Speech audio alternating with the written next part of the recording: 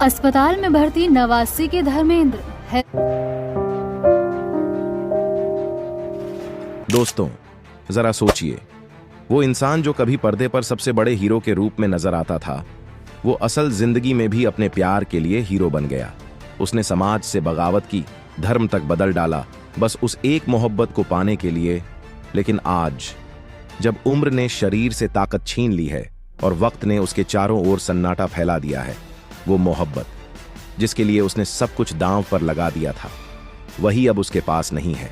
और तब उस कमरे का दरवाजा खुलता है। अंदर आती है वो शख्सियत जिसे उसने कभी अतीत में छोड़ दिया था। वो नहीं जानता था कि वक्त का चक्र उसे वहीं वापस ले आएगा जहां से उसकी कहानी शुरू हुई थी। दोस्तों, ये किसी फिल्म की कहानी नहीं, बल्कि एक सच्ची दास्तान है धर्मेंद्र की, एक ऐसे हीरो की जिसने मोहब्बत के लिए दुनिया से लड़ा, पर अंत में समझ पाया कि असली साथी वो होता है जो आखिरी सांस तक आपके पास खड़ा रहे। कभी इस रिश्ते में शोहरत थी, गानों जैसी हंसी थी, और वो जुनून था जिसे लोग अमर प्रेम कहते हैं। लेकिन अब बस खामोशी है, और उस खामोशी में अतीत का सबसे बड़ा मोड़ छुपा है, पहली पत्नी प्रकाश कौर की वापसी। यह कहानी सिर्फ प्यार या धोखे की नहीं, बल्कि उस सच्चाई की है जो जिंदगी बुढ़ापे में दिखाती है कि असली साथी वही होता है जो मुश्किल वक्त में आपके पास खड़ा रहे। धर्मेंद्र जी की जिंदगी में आया यह दौर उनकी समझ को हमेशा के लिए बदल गया। 8 दिसंबर 1935 को पंजाब के फगवाड़ा जिले के एक छोटे से गांव में जन्मे थे धर्म सिंह देओल, एक सरकारी स्कूल के हेडमास्टर के बेटे। उनकी दुनिया खेतों की मिट्टी, स्कूल की घंटी और पंजाब की ठंडी हवाओं में बीतती थी। पिता चाहते थे कि बेटा पढ़ाई में नाम कमाए, लेकिन इस लड़के के दिल में किताबों से ज्यादा जगह सिनेमा के पर्दे ने ले रखी थी।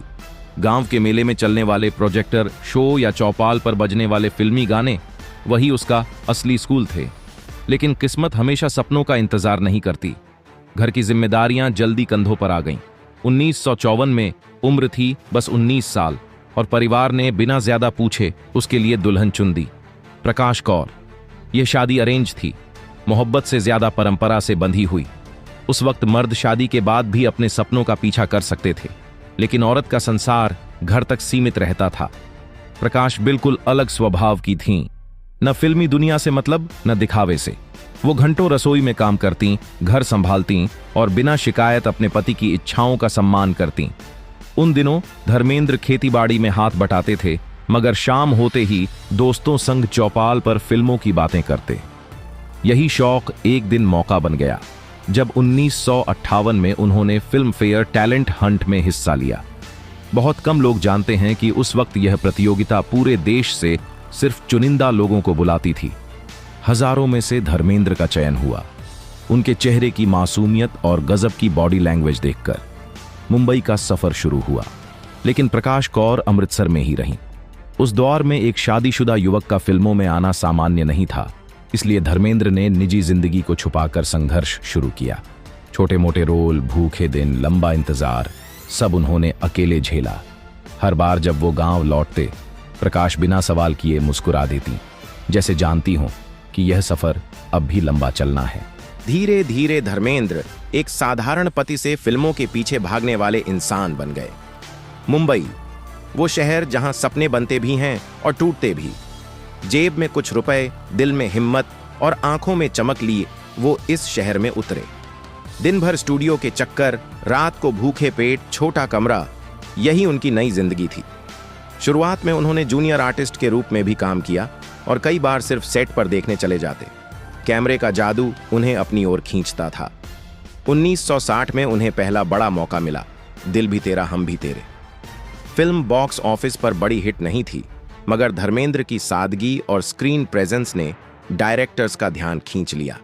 60 के दशक में अनपढ़ और हकीकत जैसी फिल्मों ने साबित कर दिया कि वो सिर्फ हैंडसम हीरो नहीं, बल्कि असली इमोशंस को जीने वाले कलाकार हैं।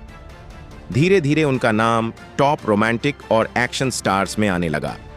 इसी दौर में निजी जिंदगी में भी खुशियों ने दस्तक दी। प्रकाश कौर के घर 2 बेटे हुए, अजय सिंह देओल, सनी देओल, और विजय सिंह देओल, बॉबी देओल। बच्चों के जन्म तक धर्मेंद्र फिल्मों में अपनी जगह बना चुके थे, मगर काम का दबाव इतना था कि पिता का वक्त देना मुश्किल हो गया। फिर भी जब भी वो गांव लौटते, बच्चों के साथ मिट्टी में खेलते और प्रकाश कौर की मुस्कान में सुकून ढूंढ लेते। शोहरत के शोर के बीच भी उनका रिश्ता कायम रहा। बस वक्त धीरे धीरे सब कुछ बदलता चला गया। कम लोग जानते हैं कि उस वक्त तक धर्मेंद्र फिल्म इंडस्ट्री में वन मैन आर्मी कहे जाने लगे थे। उनके डायलॉग डिलीवरी और एक्शन सीक्वेंस इतने नेचुरल होते कि डायरेक्टर्स को अलग से रीडर की जरूरत ही नहीं पड़ती थी।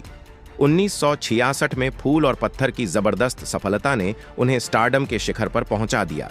यह वही फिल्म थी जिसने धर्मेंद्र को फिल्म फेयर अवार्ड में बेस्ट एक्टर का नामांकन दिलाया और उनके नाम को इंडस्ट्री में मजबूत पहचान दे दी। मगर जैसे जैसे शोहरत बढ़ती गई, उनके चारों ओर खूबसूरत अदाकाराओं का दायरा भी फैलता चला गया। 1970 का दशक धर्मेंद्र के करियर का सबसे सुनहरा दौर था। पर्दे पर वे सिर्फ हीरो नहीं बल्कि रोमांस के प्रतीक बन चुके थे। इसी बीच इंडस्ट्री में कदम रखा एक नई अदाकारा ने, हेमा मालिनी ने। तमिलनाडु के ब्राह्मण परिवार से आई यह लड़की नृत्य और अभिनय में इतनी माहिर थी कि मीडिया ने उन्हें ड्रीम गर्ल का खिताब दे दिया। धर्मेंद्र और हेमा की पहली मुलाकात हुई शराफत के सेट पर। शुरुआत में रिश्ता बिल्कुल प्रोफेशनल था। सीन खत्म होते ही दोनों अपने अपने कमरे में चले जाते। पर तुम हसीन मैं जवान और सीता और गीता की शूटिंग ने सब बदल दिया। कैमरे के सामने उनकी केमिस्ट्री इतनी सहज थी कि डायरेक्टर भी समझ जाते ये सिर्फ एक्टिंग नहीं है। धीरे धीरे कैमरे के पीछे भी एक नई कहानी जन्म लेने लगी। शादीशुदा और 2 बच्चों के पिता धर्मेंद्र हेमा के आकर्षण से खुद को रोक नहीं पाए। वो उन्हें देखने के लिए बार बार सीन दोहराने का बहाना बनाते, गुलाब के फूल भेजते और शूटिंग के बाद कार में उनका इंतजार करते। समय बीतने के साथ हेमा भी इस मोहब्बत की गर्माहट महसूस करने लगी। यह रिश्ता आम फिल्मी अफेयर नहीं था। धर्मेंद्र इसे सच्चाई और जिम्मेदारी से निभाना चाहते थे। पर सबसे बड़ी दीवार थी उनकी पहली पत्नी प्रकाश कौर, जिन्होंने तलाक देने से साफ इनकार कर दिया। यही वह मोड़ था जिसने इस प्रेम कहानी को नया रंग दे दिया। शोले की शूटिंग के वक्त दोनों की नजदीकियां और गहरी हो गईं। एक रोमांटिक सीन में धर्मेंद्र बार बार कैमरे की गलती बताकर सीन दोहराते ताकि हेमा के साथ कुछ और पल बिता सकें। हेमा सब समझती थीं, मगर कुछ कहती नहीं थीं। उन्हें हमेशा से गाड़ी चलाना सीखना था, लेकिन मौका नहीं मिला था। जब धर्मेंद्र को यह बात पता चली तो बोले, मैं सिखाऊंगा। फिर शूटिंग के खाली वक्त या पैकअप के बाद दोनों कार लेकर निकलते। गियर बदलना, मोड़ लेना सिखाने के बीच हंसी मजाक चलता रहा और यही ड्राइविंग क्लासेस उनके रिश्ते की गहराई बन गईं। हेमा की मां जया चक्रवर्ती अपनी बेटी के लिए एक अविवाहित और स्थिर जीवन साथी चाहती थीं। इसलिए धर्मेंद्र का रिश्ता उन्हें मंजूर नहीं था। उन्होंने हेमा को कई बार समझाया कि यह राह मुश्किल है, लेकिन धर्मेंद्र जिद पर अड़े रहे। एक दिन वे फूलों की टोकरी और तोहफे लेकर हेमा के घर पहुंचे, सिर्फ उनकी मां का दिल जीतने के लिए। भले ही जया का मन पूरी तरह नहीं बदला, मगर धर्मेंद्र की सच्चाई सबके सामने आ गई। फिर आया वह फैसला जिसने पूरे देश को चौंका दिया। धर्मेंद्र और हेमा दोनों ने इस्लाम धर्म अपनाया ताकि मुस्लिम पर्सनल लॉ के तहत शादी कर सकें। धर्मेंद्र बने दिलावर खान और हेमा बनी आयशा बी। 1979 में दोनों ने निकाह किया, जिसे कुछ सालों तक गुप्त रखा गया। कई लोग कहते हैं धर्म परिवर्तन सिर्फ शादी के लिए था, पर हेमा ने एक इंटरव्यू में कहा, हमारे लिए यह सिर्फ औपचारिकता थी, असली धर्म तो प्यार ही था। दूसरी शादी के बाद धर्मेंद्र की जिंदगी 2 हिस्सों में बंट गई। एक तरफ जूहू का वो घर जहां हेमा और बेटियां ईशा व अहाना थीं, और दूसरी तरफ पंजाब से जुड़ा वो घर जहां प्रकाश कौर और बेटे सनी व बॉबी रहते थे। 2 दुनियाएं, एक में ग्लैमर की चमक, दूसरी में सादगी की महक। धर्मेंद्र इन दोनों के बीच संतुलन बनाकर चलते रहे। सुबह सेट पर हेमा के साथ शूटिंग और शाम को सनी की स्कूल मीटिंग या बॉबी का बर्थडे। उन्होंने कभी किसी को यह महसूस नहीं होने दिया कि वह दूसरे से कम महत्वपूर्ण है। सनी और बॉबी के करियर को उन्होंने खुद लॉन्च किया, सनी को बेताब और बॉबी को बरसात के जरिए। वहीं हेमा ने कहा कि उनकी बेटियां माँ बाप दोनों का प्यार महसूस करें, यही उनकी प्राथमिकता होगी। सालों तक धर्मेंद्र ने यह संतुलन बखूबी निभाया, लेकिन यह आसान नहीं था। मीडिया अक्सर पूछती, कौन सा घर असली है, मगर धर्मेंद्र हमेशा चुप रहे। दिलचस्प बात यह कि दोनों घरों के बच्चे कभी एक दूसरे के खिलाफ नहीं दिखे। ईशा और अहाना को अपने भाइयों पर गर्व है और सनी ने भी कहा, पापा का दिल इतना बड़ा है कि वो 2 परिवार संभाल सकते हैं। मगर वक्त किसी का इंतजार नहीं करता। करियर के शिखर पर पहुंचे धर्मेंद्र अब उम्र और बीमारियों से जूझ रहे हैं। कभी घोड़े पर सवार होकर दुश्मनों को धूल चटाने वाले धर्मेंद्र आज 90 की उम्र में कमजोर शरीर के साथ संघर्ष कर रहे हैं। 2025 की शुरुआत में उनकी आंख की एक गंभीर समस्या ने उन्हें अस्पताल पहुंचा दिया। डॉक्टर्स ने कॉर्निया ट्रांसप्लांट किया, बेहद नाजुक सर्जरी। अस्पताल से निकलते वक्त बाईं आंख पर पट्टी थी, पर मुस्कान वहीं पुरानी। अभी भी बहुत दम है। मगर इन तस्वीरों में एक और कहानी थी, कौन उनके पास था और कौन नहीं। अस्पताल में सनी, बॉबी और प्रकाश कौर उनके साथ थीं, जबकि हेमा बस औपचारिक रूप से मिलने आईं और चली गईं। सनी ने बाद में कहा, मां, प्रकाश कौर हमेशा बाबा के साथ रही हैं। यह एक वाक्य नहीं, बल्कि उस रिश्ते की सच्ची गवाही थी जो बिना दिखावे के भी मजबूत था। प्रकाश आज धर्मेंद्र के पास रहती हैं, दवाइयां देती हैं, आंखों में ड्रॉप डालती हैं, पुराने दिनों की बातें करती हैं। यह सिर्फ देखभाल नहीं, बल्कि अधूरे रिश्ते में दोबारा सांस भरना है। सोशल मीडिया पर सवाल उठा, क्या जवानी का प्यार अब बुढ़ापे की हकीकत से हार गया है? असल में धर्मेंद्र की आंख की सर्जरी उनकी जिंदगी का आईना बन गई। जिस प्यार के लिए उन्होंने समाज से लड़ाई की, वही अब दूर था, और जो अतीत बन चुका था, वही आज उनके सिरहाने बैठा था।